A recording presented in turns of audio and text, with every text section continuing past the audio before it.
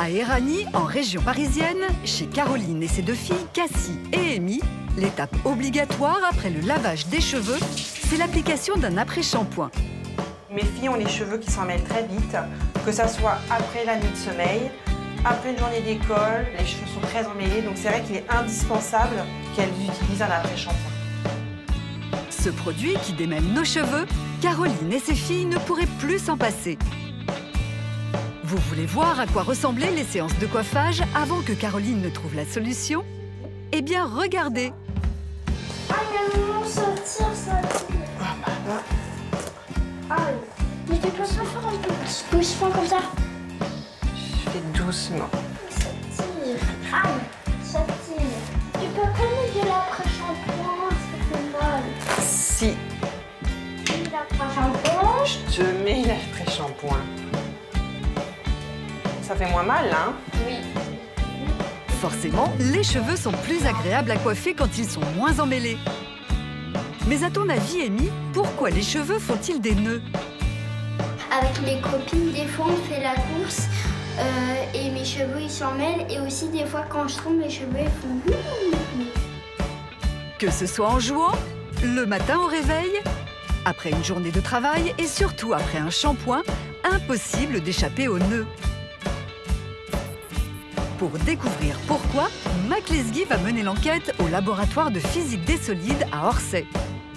Il a rendez-vous avec Raphaël Taube, physicienne. Raphaël, bonjour. Bonjour Mac. Pourquoi, même si on a les cheveux bien peignés, bien démêlés, on fait un shampoing et nos cheveux ressortent-ils tout emmêlés? Question simple, réponse de physique, simple aussi. Bien. Et je vous propose de faire une expérience pour Oui. regarder ce que ça donne. Voici Magali, Bonjour Magali. et vous allez lui shampouiner les cheveux. Que moi, je shampouine les cheveux. Exactement. Vous êtes volontaire? Tout à fait. Personne ne vous a forcé? Non. Bon, eh ben, bon, ça se passe ici, je le présume. Alors, Je venez. vous en prie. Magali est très courageuse, car se faire laver les cheveux par Mac ne va pas être une partie de plaisir. Du shampoing, voilà. Voilà, on commence comme ceci. Je crois que je suis en train de prendre une douche en même temps que je shampouine. Oui, c'est 2 en 1, hein. Et voilà. Alors, vous allez vous asseoir ici. Tout va bien? Tout va bien. Vous avez été très courageuse, hein. C'est maintenant que j'ai peur. C'est pour la science, hein. Bon. En effet, le pire est à venir. Mac va maintenant démêler les cheveux de Magali. Aïe. Aïe. Pardon. Aïe. Aïe, aïe. Qu'est-ce que vous constatez? Quel cri. C'est ça. Là, les cheveux sont parfaitement emmêlés. Pourquoi? Ce qui s'est passé, c'est qu'il y a 3 effets différents qui vont faire que, après un shampoing, vos cheveux sont très emmêlés. Oui. Le premier, c'est que vous allez mélanger les cheveux. Un peu comme ce qui se passe la journée quand vous allez, par exemple, toucher vos cheveux, qui vont frotter contre vos vêtements ou qu'il va y avoir du vent. Oui. Le deuxième effet, c'est que le shampoing va enlever le sébum.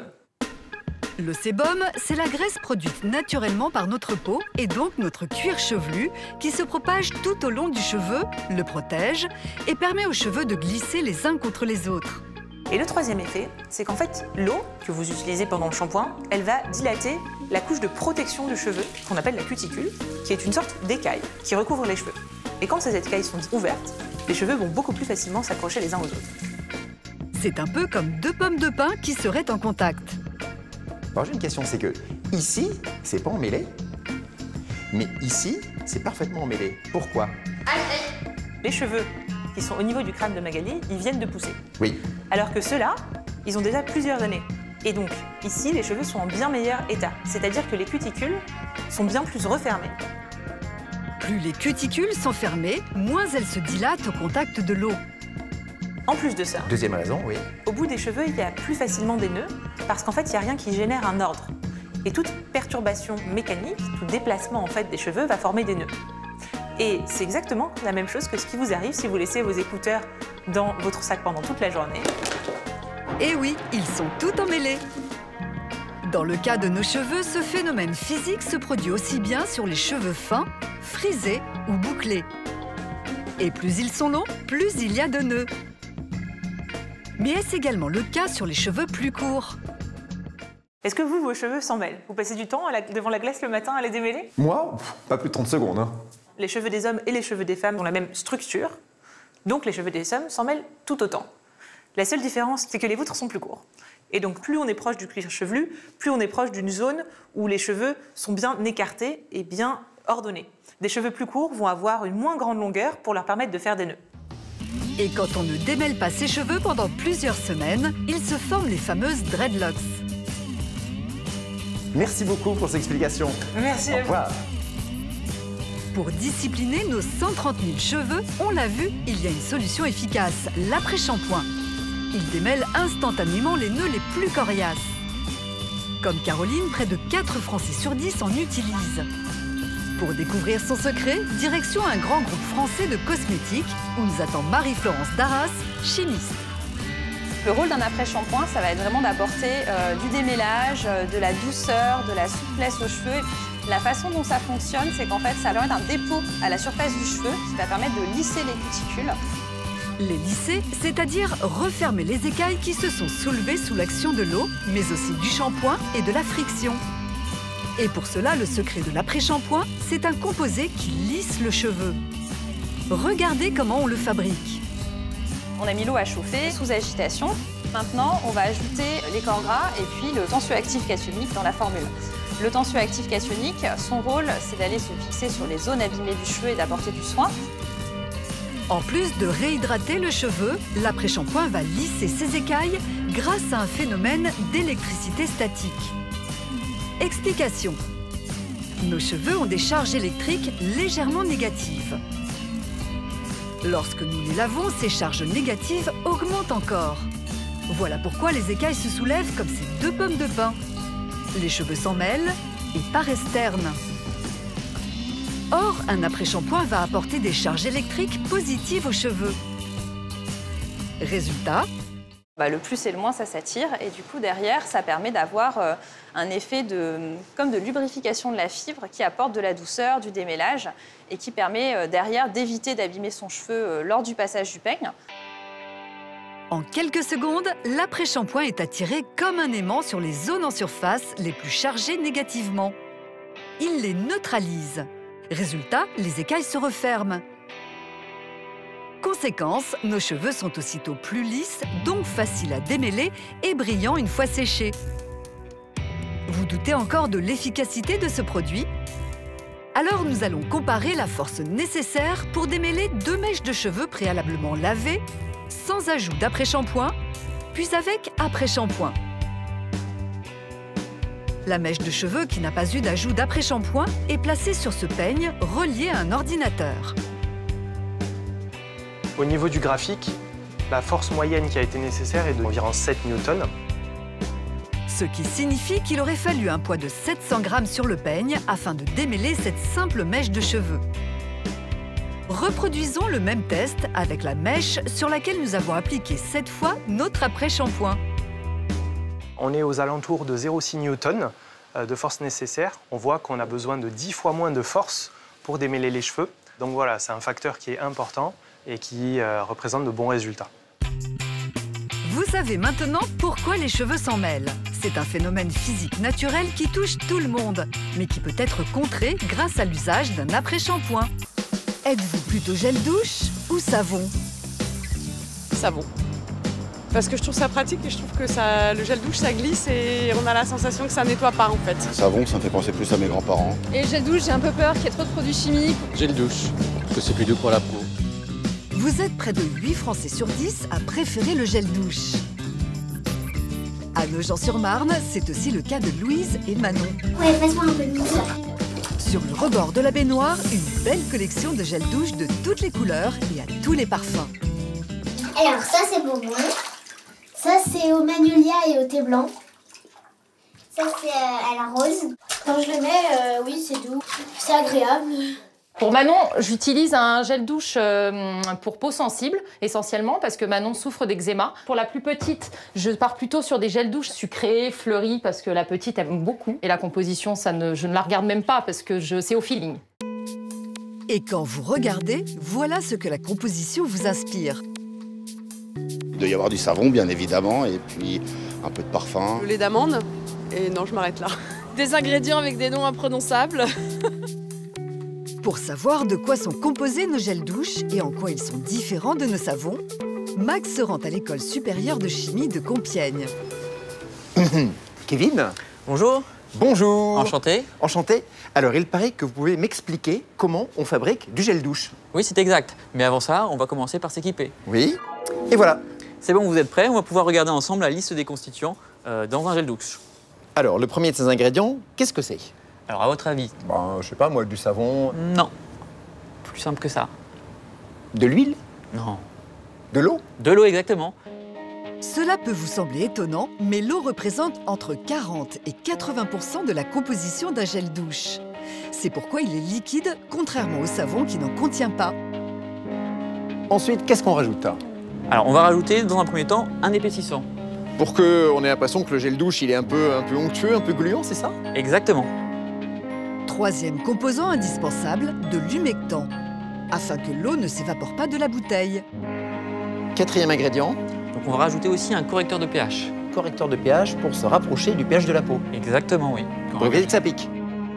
Et pour que le gel douche ne se périme pas trop vite, Mac ajoute un conservateur.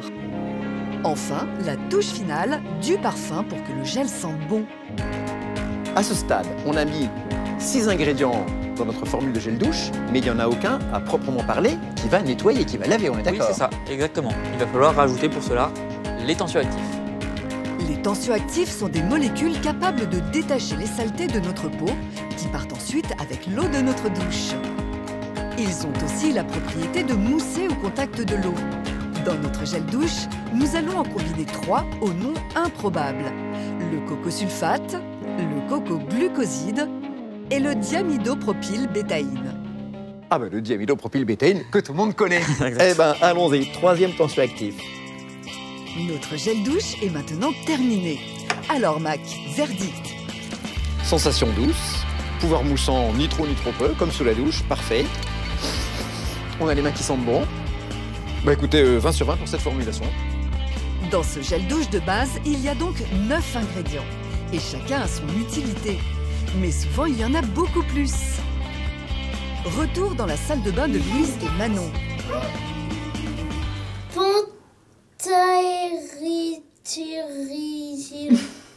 C'est un peu compliqué, non? Ouais, quand même.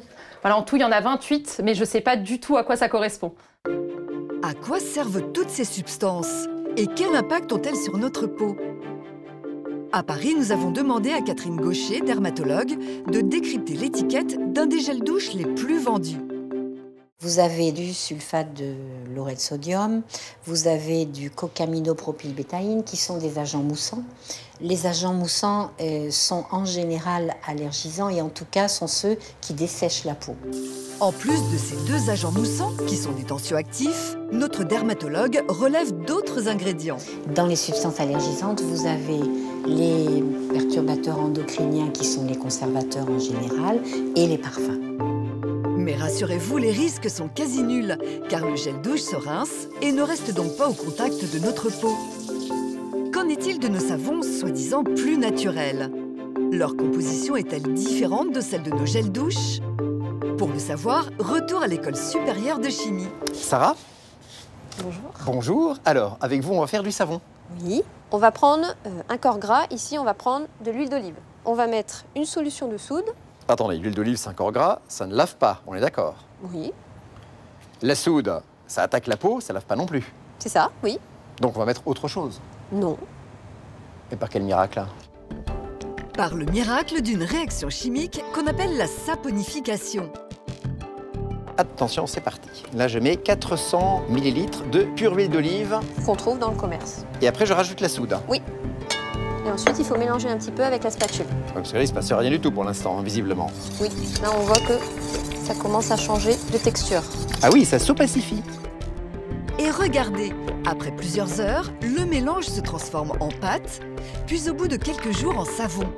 C'est le résultat d'une réaction chimique entre la soude et l'huile. Donc il va se former un nouveau composé, lequel? Oui. L'ion carboxylate. L'ion carboxylate, c'est un tensioactif comme dans nos gels douche. Et c'est lui qui va nous laver. Quand vous pensez savon, dites pas « je me suis lavé avec du savon », dites « je me suis lavé avec de l'ion carboxylate ». Le savon traditionnel composé par Mac contient seulement 2 ingrédients, contre 9 pour un gel douche de base. Mais est-ce le cas de tous les savons? Examinons la composition de l'un des favoris des Français. Vous avez du citronnellol qui est très allergisant, la coumarine que vous aviez de l'autre côté, le limonène, le parfum, peut-être un petit peu moins de conservateur, mais en nombre de substances, c'est pratiquement la même chose. La composition des gels douche est donc très proche de certains savons. Mais la grande différence, c'est la quantité de tensioactifs. Ils sont 3 à 6 fois plus nombreux dans les gels douche afin qu'ils fassent beaucoup de mousse. Mais contrairement aux idées reçues, ce n'est pas parce qu'ils moussent plus qu'ils lavent mieux que les savons. Les deux vont laver, tous les deux. Maintenant, peut-être que selon la concentration, vous risquez d'avoir un peu plus d'effet décapant dans le savon que dans le gel douche. Pour le démontrer, le docteur Gaucher réalise un test de mesure du pH. On va tremper dans un gel douche et on va regarder à quelle couleur ça correspond. Donc on est à 6. Le gel douche a un pH qui est le plus proche possible de celui de la peau. On va prendre le même petit papier et on va le mettre sur le savon. Et là, vous voyez qu'on arrive à 9. C'est-à-dire un pH beaucoup plus éloigné de celui de la peau. C'est pour ça que les savons ont la réputation de dessécher plus que les gels douche. Cette sensation de tiraillement, c'est en fait la barrière protectrice de la peau, le film hydrolipidique, qui est plus décapé par le savon. Faut-il pour autant le bannir de nos salles de bain? En fait, sur une peau normale, on peut utiliser le savon parce que notre peau reconstitue son film lipidique dans les 10 minutes qui suivent. Pour les peaux sèches ou sensibles, il existe des savons sur gras, plus hydratants car plus riches en huile. Et si vous hésitez à passer au savon, sachez qu'il est souvent plus doux pour votre porte-monnaie. Et pour la planète? Ça dure plus longtemps, ça se conserve très longtemps. Et surtout, vous n'avez pas besoin d'emballage. Sur le plan écologique et au niveau de la planète, c'est quand même nettement mieux. Les savons et les gels douche n'ont désormais plus de secret pour vous. Ils ont de nombreux ingrédients en commun et lavent aussi bien l'un que l'autre. Après, c'est une affaire de goût.